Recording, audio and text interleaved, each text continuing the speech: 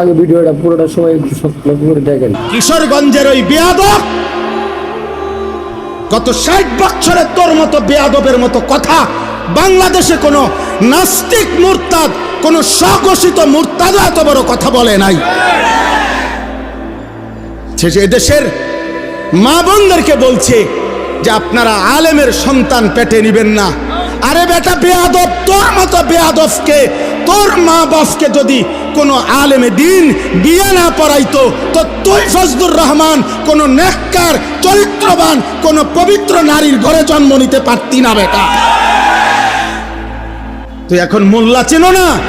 ইসলাম এক জিনিস, মোল্লাতন্ত্র আরেক জিনিস। ইসলাম তোর আব্বার, ইসলাম তোর বাবার নাকি বেটা? হ্যাঁ, ইসলাম তুমি আনছো নাকি? এজন্য এটা স্পষ্ট, এই বেয়াদব চূড়ান্ত বেয়াদব। বাংলাদেশের জমিনে ইনশাআল্লাহ এমন নিকৃষ্ট বেয়াদবের বিচার হবেই হবে ইনশাআল্লাহ, কোনো সন্দেহ নাই ইনশাআল্লাহ। তো ভাই ভিডিওটা পুরোটা সবাই একটু দ্রুত বেগে শেয়ার করে দেন, সবাই দ্রুত শেয়ার করে দেন।